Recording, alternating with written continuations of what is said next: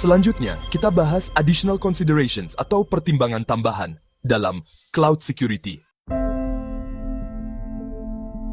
Flawed implementations atau implementasi yang cacat.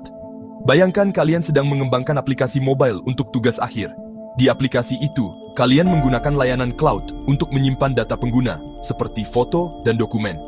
Nah, tanpa sadar, ada kesalahan kecil dalam konfigurasi layanan cloud yang kalian gunakan. Tiba-tiba, seluruh server cloud yang kalian pakai crash, hanya karena kesalahan kode kecil dari kalian. Ini adalah contoh dari flawed implementations. Jika penyedia layanan cloud tidak memiliki sistem yang kuat, celah ini bisa dimanfaatkan hacker untuk mencuri atau merusak data.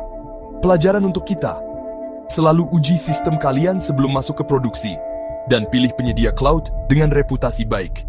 Jangan cuma tergiur yang gratis. Security Policy Disparity, atau perbedaan kebijakan keamanan. Kalian pernah mengerjakan proyek kelompok?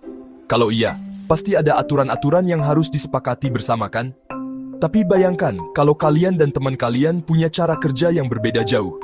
Misalnya, kalian ingin semua file tersimpan di folder bersama, sementara teman kalian suka menyimpannya di laptop sendiri.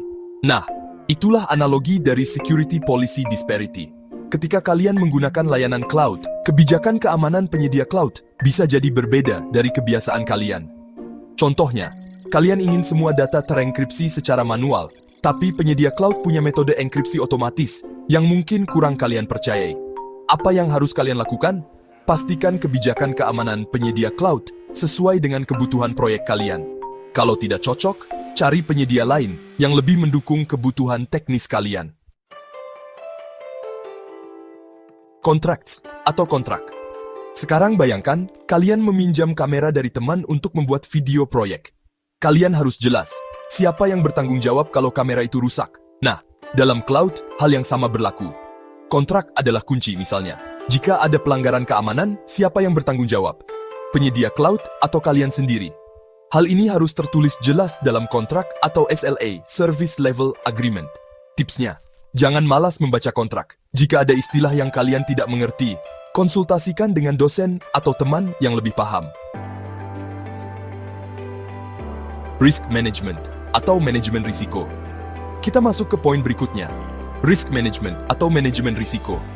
Dalam dunia cloud, risiko bisa muncul kapan saja. Misalnya, server down, data bocor, atau serangan siber. Langkah pertama adalah risk assessment, penilaian risiko. Kalian harus mengidentifikasi celah keamanan yang mungkin ada. Misalnya, apakah data pengguna aplikasi kalian aman dari serangan man in the middle? Mintalah penyedia cloud untuk memberikan data statistik serangan yang pernah terjadi di platform mereka.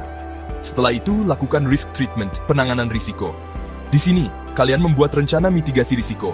Contohnya, menambahkan lapisan keamanan seperti autentikasi 2 faktor 2FA atau enkripsi end-to-end untuk melindungi data pengguna.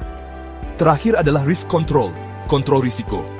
Ini tahap evaluasi. Kalian harus terus memantau apakah strategi keamanan yang diterapkan sudah efektif. Kalau belum, revisi dan tingkatkan sistem kalian. Kalian mungkin berpikir, apa hubungannya dengan mahasiswa? Jawabannya, banyak.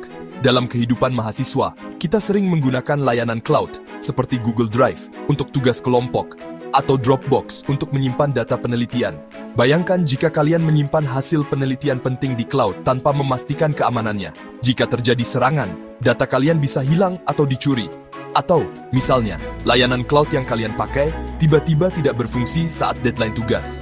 Bencana kan? Kesimpulannya, pahami risiko penggunaan cloud, pilih penyedia layanan yang terpercaya, dan selalu lakukan evaluasi keamanan. Dengan begitu, kalian bisa memanfaatkan teknologi cloud tanpa khawatir dengan risiko yang ada.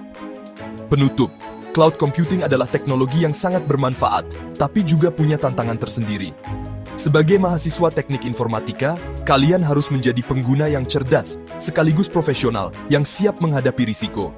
Selalu pastikan keamanan data, karena dalam dunia IT, keamanan adalah segalanya. Semangat belajar, dan selamat mengeksplorasi dunia cloud.